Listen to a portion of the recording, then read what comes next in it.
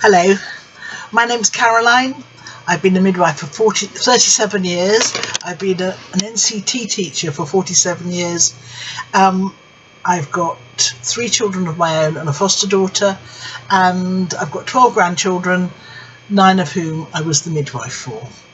So I know quite a lot about childbirth and have been involved in childbirth for a very long time. So I wanted to give you 3 minutes of wisdom about childbirth and about being a mammal, because that is the most important thing. Be aware that you are a mammal.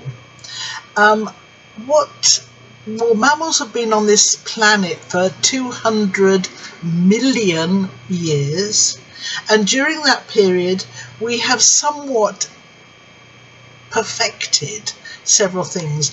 One of the things we have perfected is having babies. We're very, very, very, very good at having babies. Mammals grow their babies inside them, which is means the baby is very safe, very protected. Mammals feed the babies inside them. Brilliant. Mammals prepare their bodies for labour. Brilliant. So as mammals, we not only grow and nurture our babies and grow babies that are the right size for us. I mean, think about it. All other mammals have babies, or baby deer, for instance, baby horses, baby camels. When they come out, they can get up and walk. Brilliant. Baby whales can swim. What about our babies? Hopeless, utterly hopeless, because they are born too soon for them, really. And the reason that they're born too soon for them is so that they are of a sufficiently small size to get out of their mother. They really should stay in the uterus for another 3 months and be the equivalent of a 3-month-old baby when they come out. Because 3-month-old babies can smile, are very good at feeding, are beginning to be able to move and respond. Much easier to look after than a brand new baby. The baby that comes out at 40 to 42 weeks of pregnancy is really a bit hopeless. It can feed, full stop. It can feed, it can also hear what you say, but all it can do really is feed. It's good at feeding, but it can just feed. It can't walk, it can't crawl, it can't smile at you, it can't do anything. It can just feed.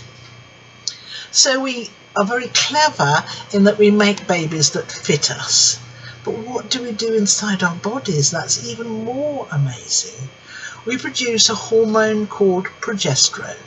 Progesterone is a hormone that makes everything in our body much softer and stretchier and looser, ready for labour. So your vagina is much softer and looser than my vagina.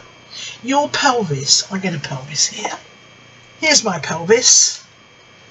My pelvis is not quite so labelled, or doesn't have quite so many nuts and bolts on it. But my pelvis is made, as is yours, is made up of 3 bones: the innominate bones, the sacrum and coccyx.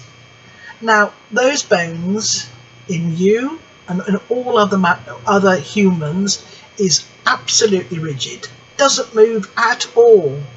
But because you're pregnant, let's undo a few screws here. Because you're pregnant, your pelvis is affected by progesterone, and it becomes much looser and softer. This bit here moves backwards and forwards. Sometimes it's uncomfortable. This coccyx flaps back. This bit at the front, which is down here, where your pubic hair is, the symphysis pubis here for me is absolutely rigid, but for you is soft and stretchy and movable, so that your whole pelvis stand up actually, your whole pelvis moves beautifully, stretches, is just very, very, very, very, very mobile. And in labour, you will react to that and you will actually get yourself into a position that's really good for you to give birth if you're left alone. I ran a birth centre for 22 years. In 22 years, we had one woman who gave birth lying on a bed. One woman. So you might say to me, well, how else do women give birth?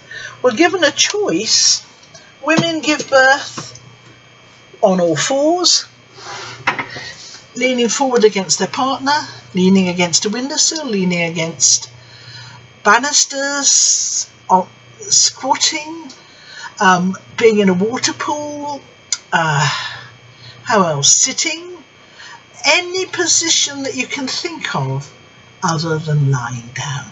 Because if you lie down in labour, it's bloody agony. It really is painful. And not only is it painful, but it does stupid things like, here's your pelvis. So this lovely flexible sacrum and coccyx gets pushed up because you're lying down, which means that the exit from your pelvis is smaller. And if you lie down, it's not so on your back, it's not so good for the baby either. The blood supply to the baby isn't as good.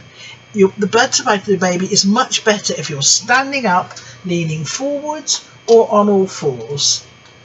Always better to be mobile. Better for you, better for the baby. But can you see how flexible and how brilliant? Well, I think that's it for today. I'm going to do another of these quite shortly. If you have any questions or queries or disagreements, here's my email address, here's my web page. Look forward to talking again shortly. Thank you.